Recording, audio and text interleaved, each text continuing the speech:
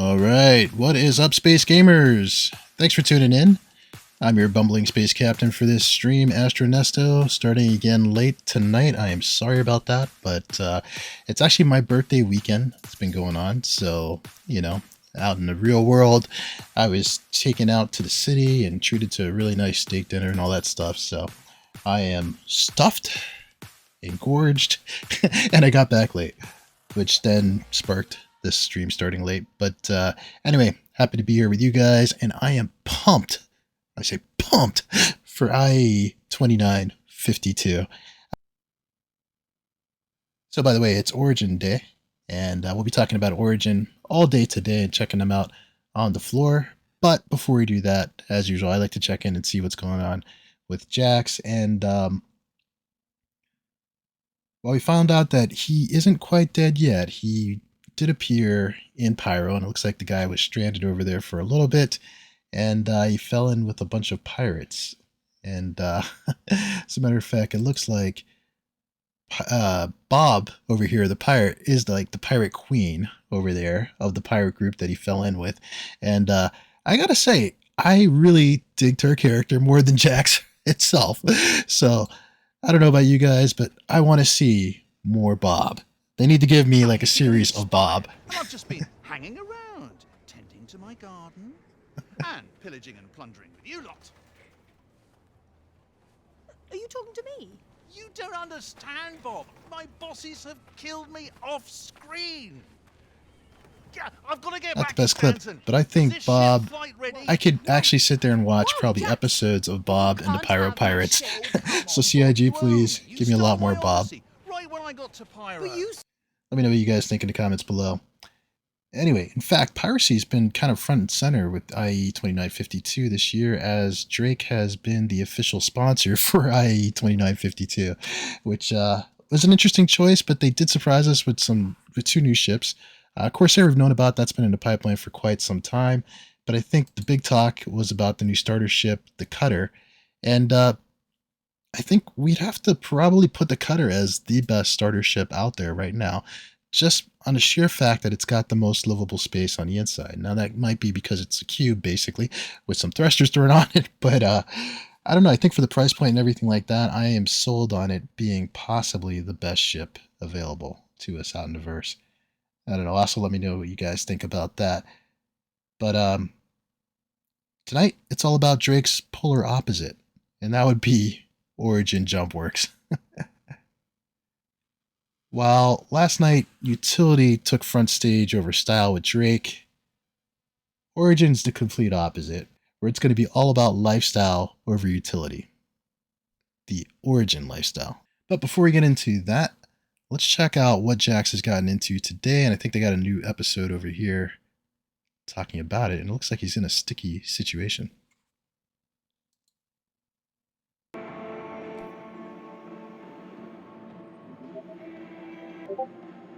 Is it on? I don't know.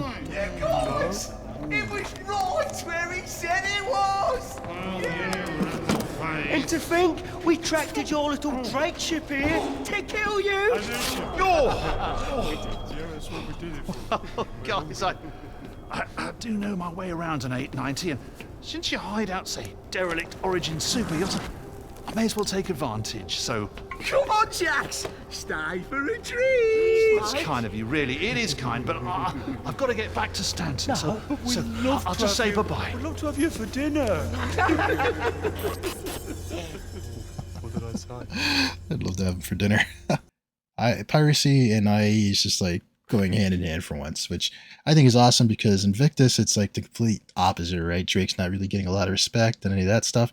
But you're seeing a lot of Drake ships front and center in this IAE, and also the people that used them. But just when you think you could get away from it, it sucks you back in, even with Origin, as these guys have taken over an 890 jump. So I thought that was pretty funny to talk about. Anyway, lots of sales, lots of information to digest. One of the things I really wanted to talk about was the rework to the 600i. If you guys haven't caught this, the 600i is due for a rework, and we know that it's probably, I think it's fair to say it's probably the worst designed Origin ship. It's beautiful on the outside, but the interior is a lot of wasted space. And I think for a lot of us who probably paid a lot of money for this ship, you're probably expecting a lot more. So they did talk about reworking it in the latest ISC. And actually, I found a pretty good post here on Spectrum that kind of goes over everything from Lucid Strike. The link to this posting is in the description below in the video. But anyway, I think my takeaway is there's a lot of cool stuff going on, and this post does a really good job of showing you some of the screenshots and kind of summarizing a lot of the updates. I think a lot of this information came from the IC video, so I think I'll go ahead and play that clip. But before I even get started with that, I think what was a bit of a bummer for me was that they pretty much admitted that they have all these plans, but they haven't really scheduled it on the schedule, I believe, or they can't find time to do it, which I don't know about you, but I was just feeling like,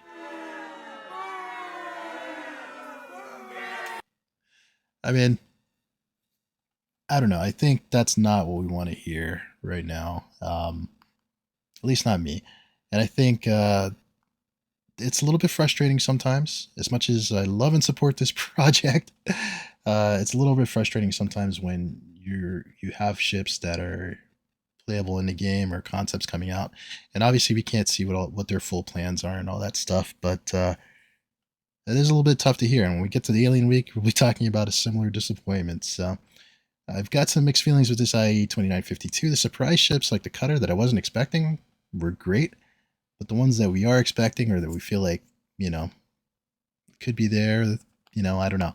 And I think with Origin Day, as we walk on the floor, this theme might be playing out, whereas it's like, where is this vehicle that I was expecting or that could probably be in development, and what's the holdup? So hopefully we'll get some more information on this as time goes on, and a little bit more transparency into the development. I mean, I think, well, maybe transparency is not the right word, because I think they are as transparent as you can be, probably more so than most developers, but I still think there's a piece of this puzzle that we're missing as far as what's getting the priority in development and coming out there. Is it gameplay loops that are holding things back, or, constant changes? I don't know. So some mixed feelings. I like some of the stuff that's coming out, and then some other things I'm like, where is this? But anyway, getting into the 600i, especially because I have a busy day, let's hear what they had to say about it during ISC, because I think the developers can talk about it a lot better than I can while I get loaded into the game here. But at the other end of the manufacturer spectrum is Origin, famous for their extravagance and leisure, but slightly infamous in their mishandling of the original 600i rollout.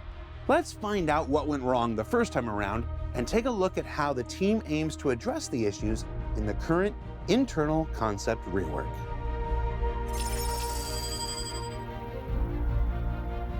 So the 600i, when it first came out, was one of those ships that we talked about in the past that has had a troubled development. The original 600i, its core issue was what we prioritized for space. The rear was a massive habitation area. Yeah, what did they prioritize? Pool tables and bars. And then you had the very front of the ship, which had the bridge and the captain's quarters. And then it forced the entirety of the core gameplay loops of the ship to live in the middle of it. So you had this small module where everything needed to happen. If you're designing spaceships, you kind of need to make sure that everything's there for a reason. And when we get to the point where we've got kind of big unused areas of the ship that don't really support functionality, it just feels like a wasted opportunity. The 600i was done relatively early for Origin as a brand. We'd had the 300, and it was the first really big Origin ship that we decided to do. Since then, we've obviously tackled much larger Origin ships with the 890, and throughout the course of the 890, the Origin style completely evolved from what it was, which you had some very technical and wooden surfaces, to instead have this lovely transition that goes between them, which can be seen across the 890, the clear but smooth divide between the different sections of the ship.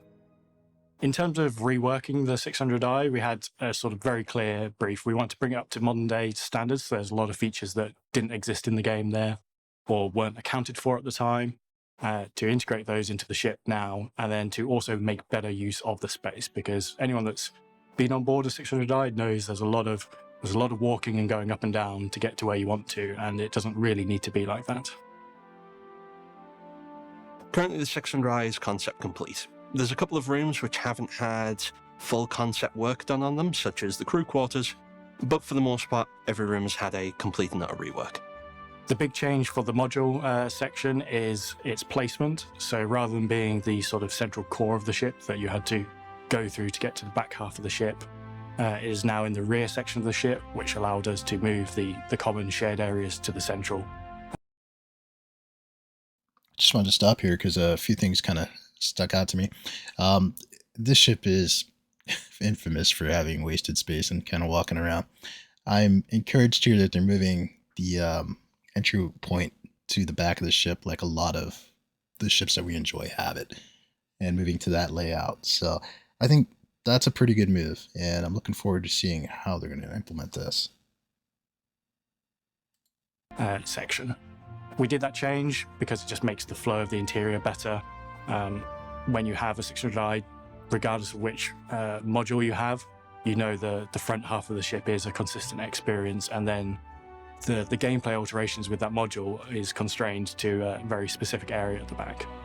So the best way to think of the 600i layout is between three parts. You have the very front of the ship, which is the bridge and the captain's quarters. For the most part, they've remained mostly the same. There's been a few tweaks to the layout of the chairs on the bridge, but generally that hasn't changed very much. The captain's quarters is almost the same as it was before, except it's flipped round. The bathroom moved from one side to the other. The reason for that is directly behind that, the lobby area. On the top deck, we now have a small docking collar with space for a few suits, and the opposite side of that is now a lift to take you between two floors into the rear, the exterior of the ship. Directly behind that, which used to be the modular section, we now have on the top deck the crew habitation area. So it starts off with a large open shared communal space where there's places to eat, make food, and then to the side of that there's 4 private crew bedrooms. The floor beneath that now is where engineering and all the components that allow the ship to function have been moved to. Think very similar to what we've done on the 400i, where you have the separate engineering section beneath. Directly behind that, we then have the ship modular section. We'll start with the expedition version. So on the top deck, at the very, very top, we have the armory. There's a huge armory with plenty of extra suit lockers for you and your friends to take extra equipment depending on what you might encounter. That's nice. That makes it a lot more functional. Behind that, we then have the hologlow that'll allow you to do the exploration. On the middle deck, we then have the medical bay, which will have a medical suite similar to that as the Carrack. It'll have a tier 2 med bed. Nice. Beside that, we then have the secondary cargo hold. So this cargo hold, it's more readily accessible for the crew. So it's more for your day-to-day supply. So if you want to have a box full of your food or your snacks, that's where you put it instead of down in your main cargo hold, because you don't want to go rooting through your garage just to find that random pen that you've left. On the bottom deck of the expedition version, we then have the main cargo hold and garage. So obviously, as you've seen from the pictures from the recent Inside Star Citizen, it is much, much larger than it was before, with a much, much larger lift to fit much larger vehicles. You're going to be able to put a Nova tank in there? There's also 2 small lifts, one to allow you to bring cargo up to the main cargo area, and then there's the smaller one that goes through the 3 decks. Moving on to the touring variant, we get a completely different experience. The touring's primarily split between 2 main decks, though one of the decks is across 2 floors. So the upper deck brings you out into the large lobby area. From the lobby area, you can choose to go up the side staircases to the main meeting area / eating room, as well as a bar. And if you go left and right from there, you can get to the private guest suites. Private guest suites are very large and luxurious. They also come with their own skate pods. The lower deck is a spa. So the spa has a pool, a sauna, bar, as well as a kitchen for the crew to actually be able to make food for the guests.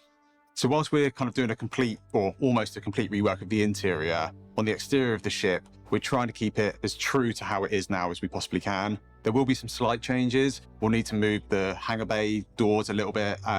There'll be some additional kind of cutouts for escape pods, and we need to fit the airlock in properly. So there will be some minor changes, but overall we're trying to keep it as close to what you see now as a 600 as we can. So next step is essentially just finding a slot in the production schedule for it. It's about finding the space where we can start doing the production art and designers can get on board with actually making it come alive again. We're all super excited with the work that we've actually done on it. Just kidding. It's just trying to actually get the schedule to align Couldn't so help we can it. begin the work on it. It's not going to start today or tomorrow, but it is something we're looking to try and include as soon as we can. I think people should be excited for this rework just because of the significant improvements that the ship gets from this. Not only is a much better interior layout for it, even without the modules, the rest of the ship has just got a good improvement. Components are also updated, and it has extra features such as the med bay, which will just improve the gameplay role of the ship. So yeah, that's an update on the 600i. It's been a bit of a curvy road to get to where we are now, and there's still some work ahead of us before we can really deliver it to the players in the format that we want. But I hope everyone's as excited as we are about kind of finally delivering the original vision of what we want the 600 to be. And I hope everyone has a great IAE. So what did we learn this week? Well, we learned that All right, yeah, I was critical over them not finding time to work on this ship because I am an Origin fanboy. I mean, I love my Drake, I love my Origin, and I love Crusader. Those are my top three. So 600i, first big ship I ever purchased. I mean, that'll be my little secret that I'm telling the world now. But I just fell in love with that ship, and I really had a lot of big plans in mind for that ship. And then, you know, well, I still thought it was great, wonderful shape. I mean, when the actual functionality of it and living with the ship, the way it came out is very difficult. So it's nice to see, and I love this pose of Jared here that we've got frozen.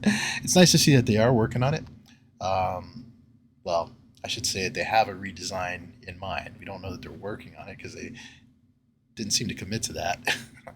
But it's good to know where it's coming in the future. I do feel like, you know, when they released this information, I was hoping that they would say, okay, like next month, the rework is going to be here or whatever. But with them releasing this information right before IAE, I mean, it's obvious that they're trying to spark some 600i sales. So we'll have to see, is this enough information for you to move on the 600i? All right, let's take it from the top. IAE2952, Origin Day. We're finally here. We were here earlier, but we had some sound problems, so we're going to redo it again. Anyway, coming up the hall, in the main hall here, we are flanked by the 890 jump. I think everybody expected that one to be the centerpiece, because it always is in these shows. 600i to the left, and then you have the Origin starter ships, the 100 series. So starting out with the base ship, the 100, I flew that one over here earlier, but we were having trouble getting into Microtech. It was just ridiculous. ATC was not answering. Anyway, these are really stylish ships, as you can tell, very sporty, and they fly that way. They've got the air system here, which stands for, I forget what it stands for, adaptive intake refinery. It's just a fancy way of saying that this ship is supposed to be fuel efficient. I think it's good. It doesn't really blow me away on the fuel efficiency part. Maybe it's because the tank is kind of small. But for a starter ship, they're not bad, right? You got a bed in here. You can kind of like, you know, log out here if you need to. There's a secret compartment for some cargo back here. A lot of entry-level ships don't have this. One of the detractors is, and I think with Origin in general, right, we always make fun of the utility of an Origin ship. These only come with 2 SUs of cargo. Unless you upgrade to the cargo variant, the 135C, which does have a whopping 6 SUs of cargo, as you can see some people coming in and out of those ships. Difference with this one here is it's got the storage unit in the back here, which I believe can hold like 4 packages, so that's kind of nice. Yeah, it even says 4 SUs of cargo fit back here. That's kind of nice. Or some human beings. Maybe if you want to store some bodies back here.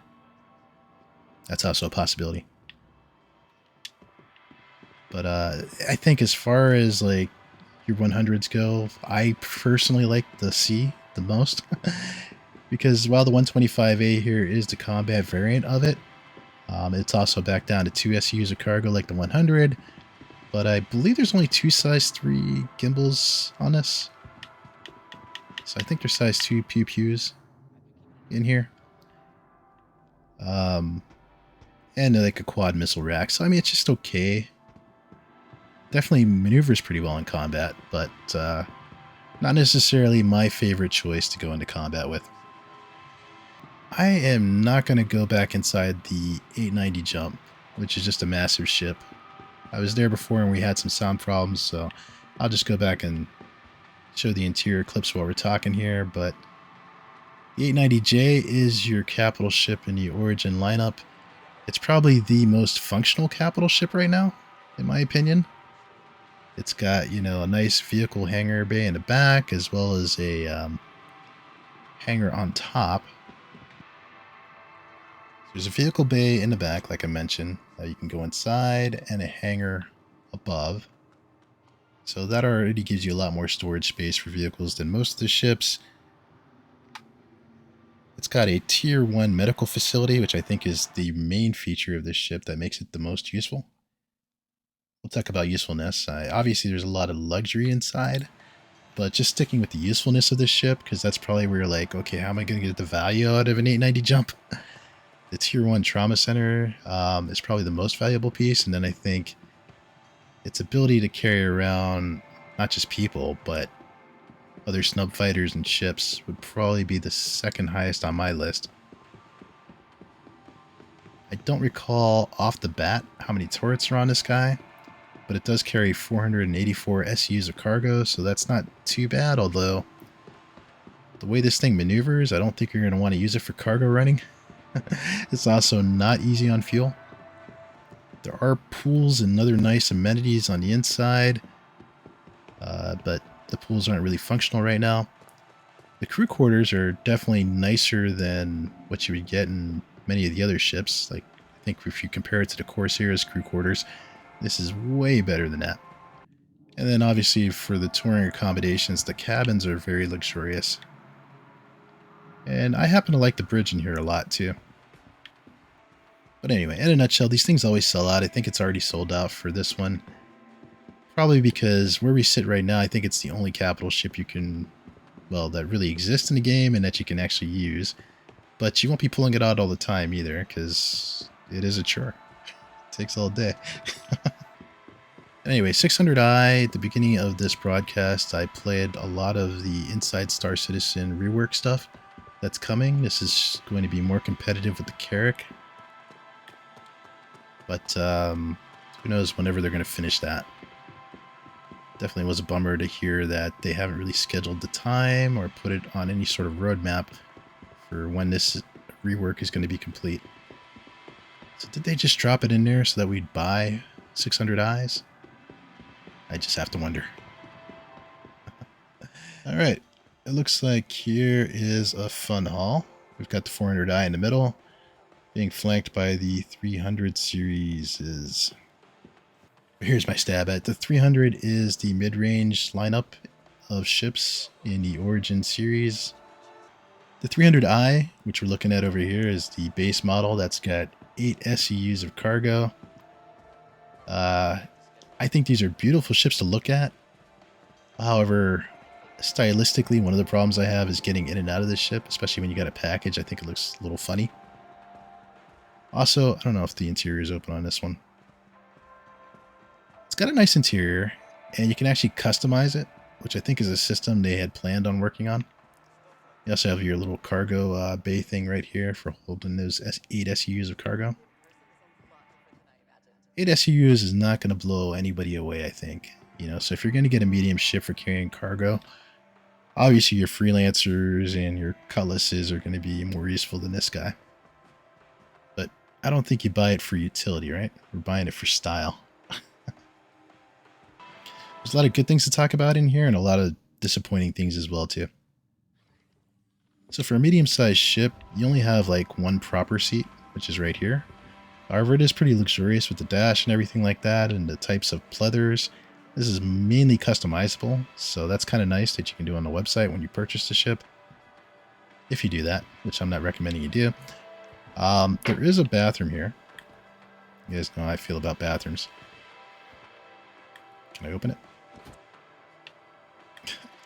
This lag is killing me. No shower, but there's a toilet. So, you know, if you do have a date, she can sit in there. Or he. Depending on what your preference is. You do have a cabin, though, for bed logout. And you got like a nice little mini bar right next to your gun rack. Because, you know, weapons and alcohol mix pretty well. Now, I believe you can get like a coffee maker here and some other items that you can customize and add on here. So that's kind of nice. And then you have this panoramic sunroof here, which is really nice and luxurious. But I do feel for a medium ship, though, that you should have more than one seat. So that's one of my gripes with this one. And I really don't like, for some reason, I just don't like that ladder getting in and out of this ship. Maybe it's me. But it is a line of ships. 300 is the base. They're all maneuverable, all pretty fast. I think this is the 315P, which is their Explorer, so you get a longer quantum range on this guy. And it's got a tractor beam on it. Yeah, it is a 315. I just wanted to check to be sure. This one has a tractor beam on it, and it also has additional cargo capacity. This one can hold a whopping 12 SEUs of cargo. Still way far behind other medium-sized ships, but we're not getting it for combat, right? Or for cargo. But if you are buying it for combat, you're going to want to buy the 325A over here. It's more of their fighter variant. I don't really like taking these into combat. Mainly because I'm not really great at combat, and also the wings are susceptible to being blown off sometimes. So that might be something you want to watch. I don't feel like these are the most durable ships in the world, but they are fast and maneuverable. The 325A, you're back down to 4 SUs of cargo, but it does have a size 4 laser autocannon on the nose. So you got this big schnozzle here, which is a size 4. And 2 size 3 cannons. So, look out for that. And then the 350R here, which is kind of rare, is the Racer. So obviously it's going to be a bit faster. Back down to 4 SUs of cargo. It's not as luxurious on the inside in here. Let's go in here. Because what they did is they stripped it out for racing. And I believe in lore, you know, it was a champion racer for quite some time. Until it had to be replaced with a better one. I just wasn't winning anymore. But yeah, as you can see, this one is like, you know, it's really just here for you to be racing. You know, not much else. It's a good commercial, this one. The 400i is the galaxy's greatest ship for glamping, if you will. It is meant to be an exploration ship. It's supposed to compete with the likes of the Constellation or the Corsairs out there. And I think for an Origin ship, it's actually pretty useful. And it's competitive with those guys. I don't think it's better than those ships by any means. One of the reasons why is that if you look back here at the vehicle bay, for example, I was disappointed I couldn't fit like a Grey Cat rock in here when I first got my hands on this ship. It will hold like, you know, a rover or an STV, but not even all the Tumbril Cyclones will fit in here because it's got such a low clearance. So if your Cyclone's got something big on top, like a missile launcher or whatever, you know, it will get stuck. So it falls a little bit short on the cargo capacity for me.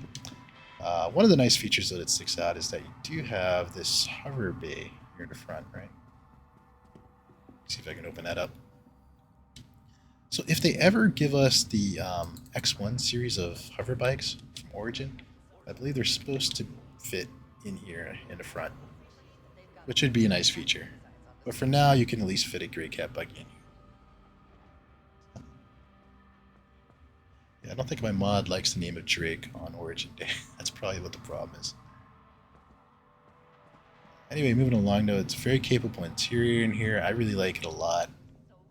Let's see if I can bring up the lift real quick. Crew accommodations in the bathroom, I think, are kind of a standout on this one. And yes, I am a bathroom kind of guy. It does fall short with cargo capacity. You're only going to fit like 42 SUs of cargo back here. So that is below what the Cutlass can do. And aside from that, though, it's a good cruise ship, I believe. Multi-cruise ship. And your crew will, be able to travel with you in style. Sorry about the camera view here. You got the elevator or the lift there. This bridge here is kind of nice for multi-crew. And you can see here we've got somebody's already in the pilot's chair. We have 2 seats here. This dashboard always reminds me of the Star Trek The Next Generation bridge.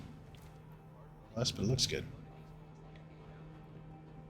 And back here you have one of the best bathrooms. If you're a bathroom person. Out of starships. That toilet's retractable and everything, so that's nice. You can lock yourself in there.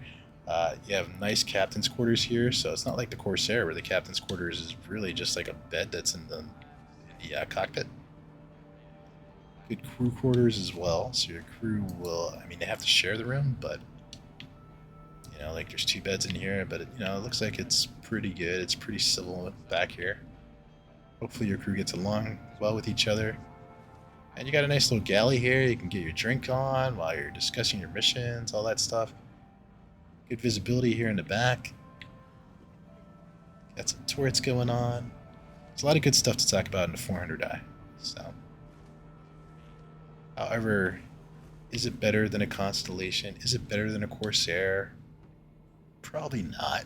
It's probably out of those 3 ships, probably the most inferior as far as utility goes, but it's not completely useless. So, you have to give it to them for that, because I think Origin's kind of known for being fairly useless.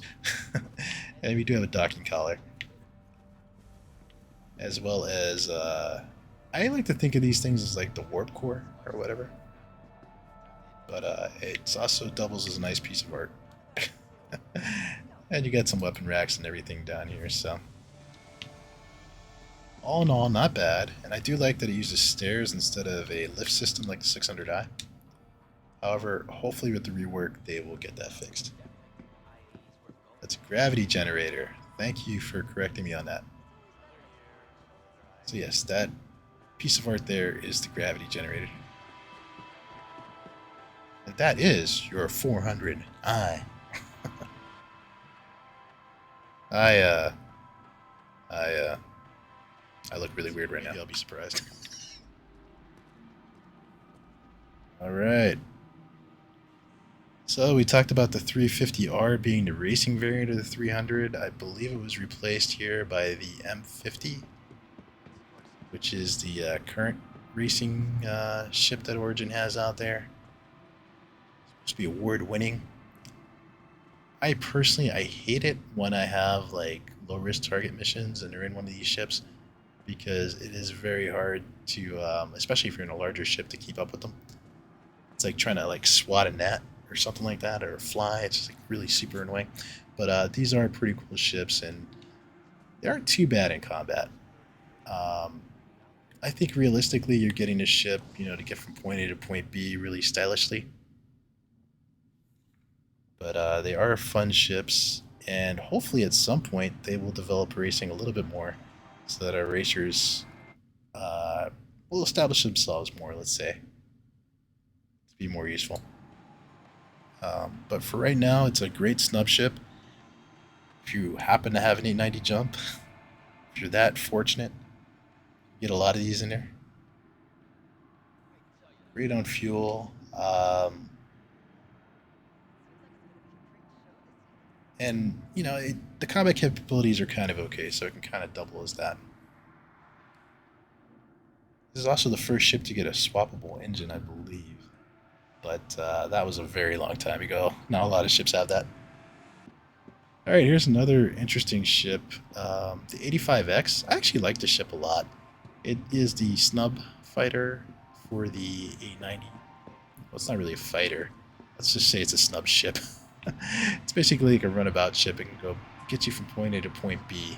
And it's usually off the 890 jump to somewhere else, since the 890 is a beast to travel around with. You're going to want something light like this. One of the things I like about it is it's a two-seater. So you and your friend can travel in luxury style. And these are fun to fly. They're very fast and whatnot. Outside of that, though, pretty useless. I hate to say that about a ship that I actually like, but I think the reason why I like it is just probably out of sheer origin-ness is why I like this ship. But, you know, like I said, good ship to get you from point A to point B. It's got a good quantum drive, which kind of gives it the edge over something like an Argo Cargo right now. And, you know, because it does have those two seats going on, you can be the Uber driver of the galaxy. Yeah, maybe you'll pick somebody up who's stranded or something like that. So I like it. I think it looks good. It's just not very useful. It's not a nice way of putting it. I'm trying to think. But I do like the interior. I think, you know, everything in here is really nice. It's just, to me, it's like a guilty pleasure ship.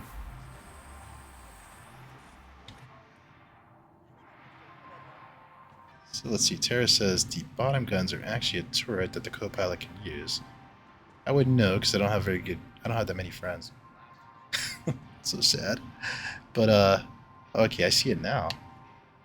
I'm glad you mentioned this because I completely missed this. I will add it to my notes. But that is a really great killer feature, I think, because a lot of ships that have co-pilots, especially this size, you can't really do anything but just kind of sit there. So the fact that you can contribute to combat, I think, is a plus. Thanks for bringing that up. Alright, the Origin G12s, the Teslas of the verse. Why don't we have these yet? Why is it so hard to bring these into the game? Does anybody know? Because I feel like they were announced 3 years ago, I want to say. So I feel like they should be out here by now. Anyway, from what I know, the G12s are closer in size to an Ursa rover than a Cyclone. Wider chassis should give it more stability, but also makes it a larger footprint vehicle. It's going to have gull wing doors, so that's going to be pimp. Basically roll up in this like a player. It's got an enclosed cabin, which is also useful, I believe, for protecting you from the elements. There's racing and combat versions, capable of carrying 2 SEUs of cargo. And the G12A has got some nice weapons on it, like a missile rack. 8 size 2 missiles. I'm not sure the missiles are going to be that useful. I don't know. Some of you bounty hunters out there probably be able to tell me. But anyway, I just wanted to come in the game because I'm tired of... I'm getting every other ground vehicle but this one. And it's been in my hangar for a long time, so I just want to see it. Alright, moving along. Speaking of the X1 bike that I wish I will see in the verse, this is Origin's hover bike. It's open canopy style. Pretty unique style to it. I think this is the first time I've seen it in hover form, to be quite honest. Does that mean it's actually closer to being released? One can only hope. But it's basically the human version of like the Nox bike to me. But we'll have to see. It isn't, you know, encouraging to see an actual hover model, holo model all the time. To me, anyway. So I think that pretty much wraps up the Origin lineup. So we can get on to a fun segment that I like to do, which is actually look at the sales and figure out what is the best and bad buys of the sales today.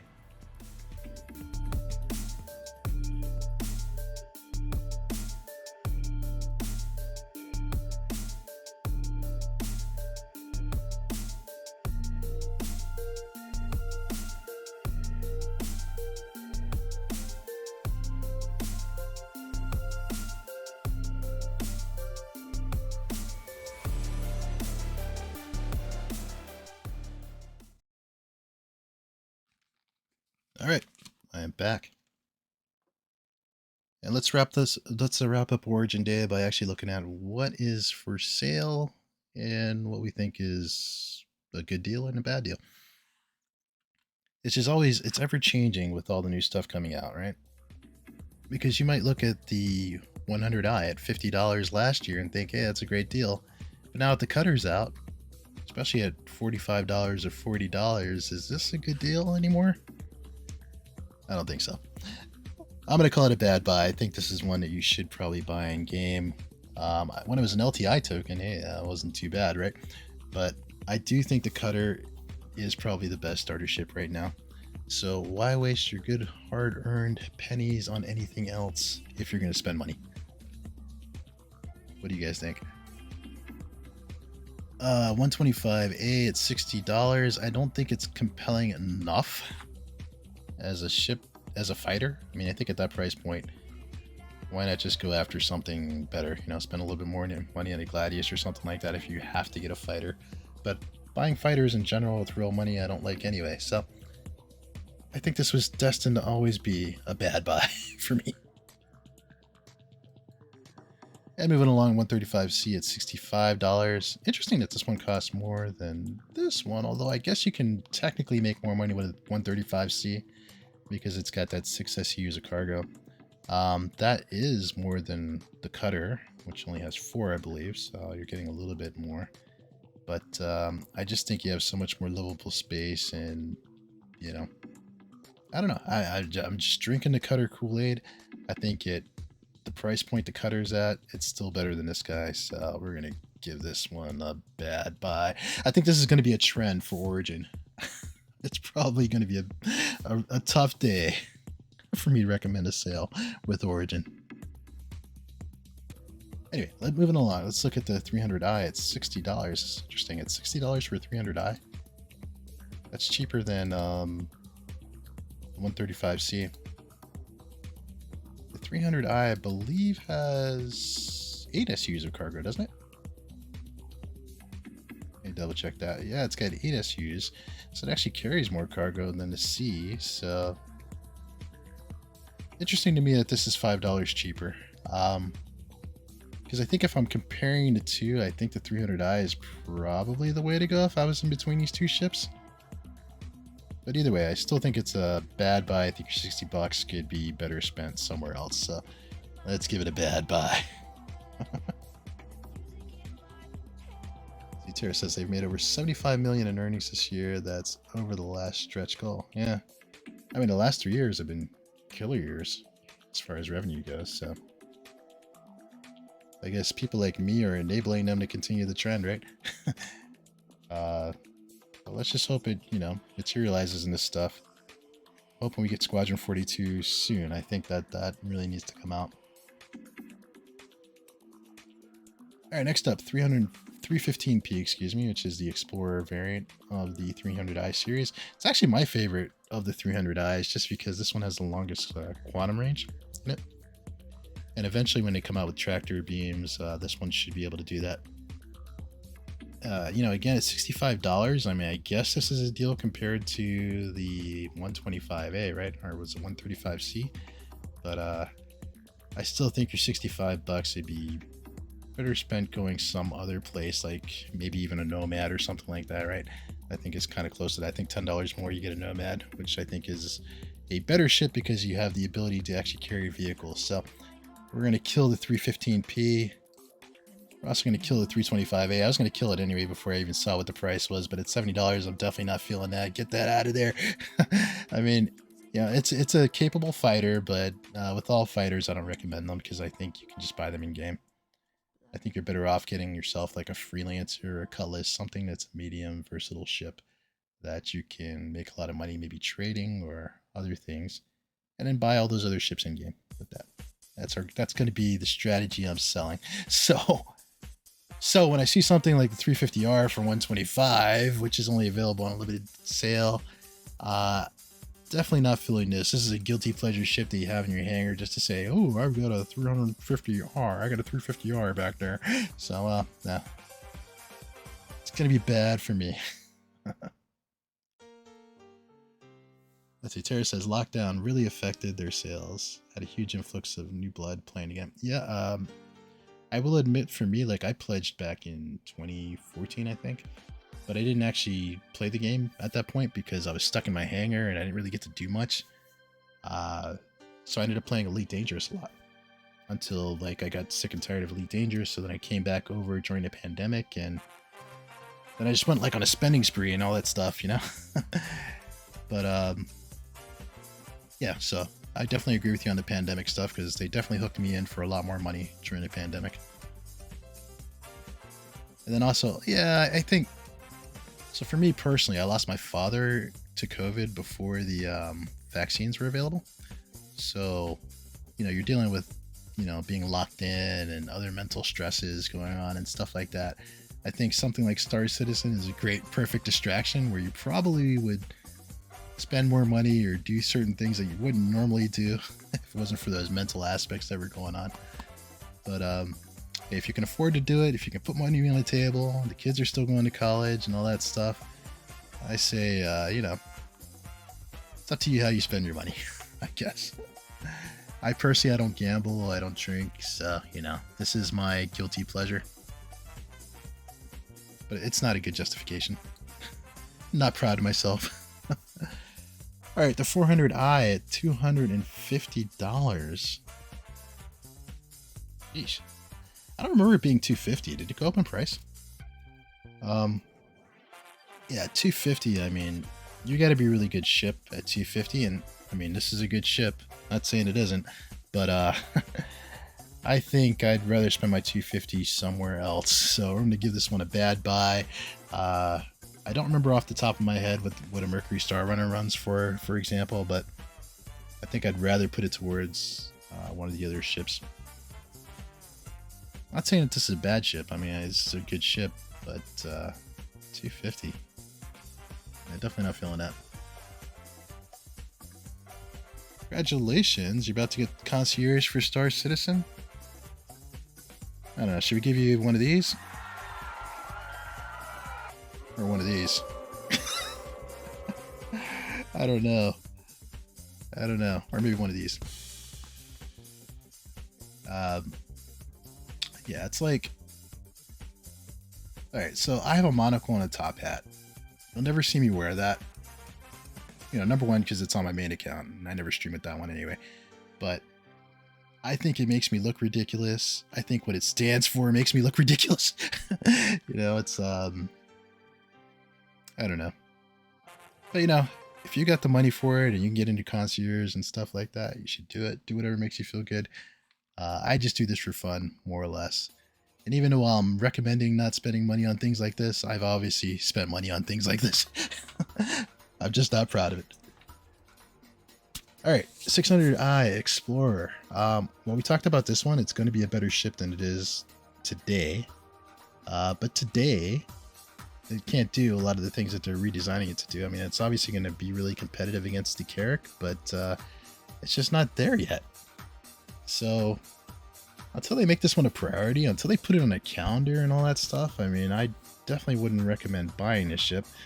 And even at $475, I mean, I don't think I would ever recommend it, even if they do put everything out there, because it's just too expensive. But great ship. I just think you should buy a lower tier ship, you know. Just get something like a Freelancer Max, you know, and work your way up to all these ships, right? But it is a beautiful ship. This was the first big ship I actually bought. It just kind of grabbed me with the style of it. I liked what it stood for.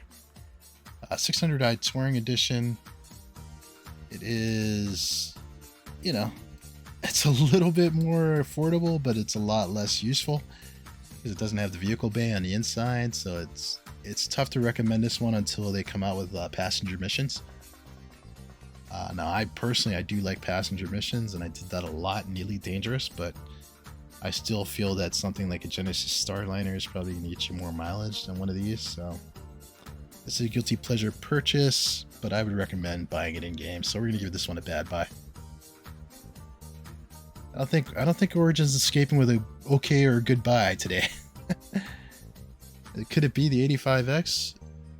It could be the 85X if it was maybe around $25 or $35, but not at $50. Let's give it a bad buy here. It can't carry any SUs or cargo. You guys brought up the good point as far as it being able to have a turret for your co-pilot to use. I didn't know it had that, so that's a nice feature. And correct me if I'm wrong, I think you can pull this one out on Outpost. I know you can with the 100i, so that's a nice feature. Nice ship. I enjoy flying it back and forth, but not at $50. Especially not without LTI. So wow, 890 jump, $950. Can you believe when it stayed debuted? I think it was around $600, $500. So it's really jumped up in value. The super yacht. You know, I can't recommend that anybody spend this kind of money on a ship, even though it is a great ship.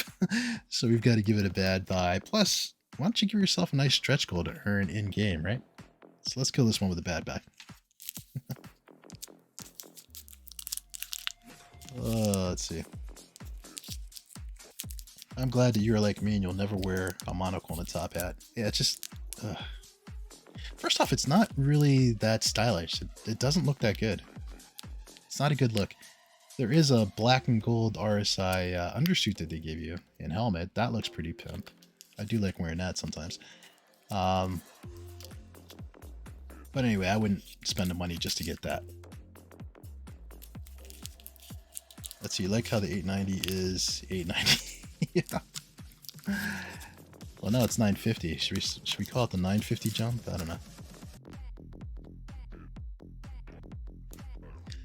Let's see, warp bond is 890. Huh. I like how they did that. See what they did there? Yeah, 890.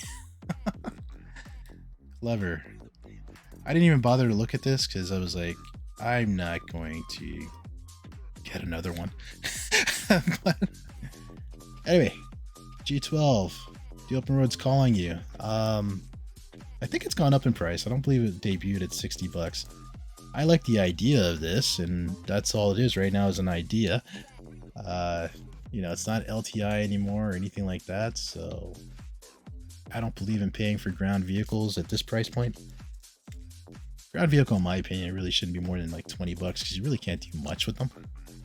But yeah, $60, not feeling that, even though I think it's a great ground vehicle. If it delivers. Right now, it's an idea. Same thing, G12. We're going to give this one a bad buy. I'm not even sure how good this is going to be in combat, right? We just won't know until it's out. So that's kind of hard. Although, like a Nova tank, you know, I shouldn't call it a tank. Nova tank. We knew that that was going to be good when it came out. And G12R Racer, $60. I mean, you know, if you're in the racing community, maybe this one might be compelling. But I like what I'm seeing coming out of Grey Cat with the STVs and stuff like that. So it's interesting. That's another reason why I think they should have gotten the G12s done before the Grey Cats, because they probably could have sold a lot of these. Because now people like me might be like, you know, I mean, is there really that much out there? Maybe I'll just get an STV. All right, M50, the racer at $100. Definitely no. Get this out of here.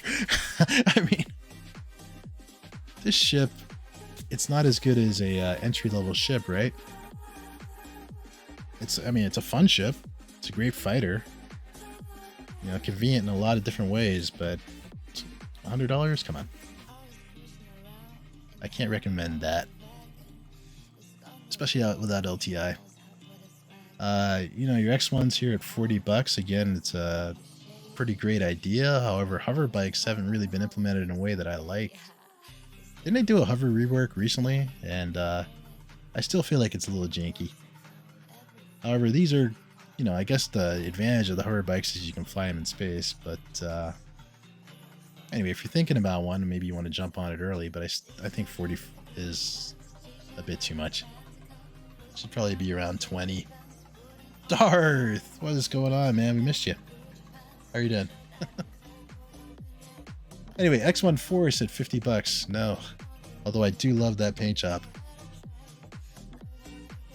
And X1 Velocity at $45 for the adrenaline junkies out there. This is the racer. I still think it's going to be a no. So I don't think I recommended buying any Origin ships, which is kind of weird because usually I find one ship that I think you should buy. But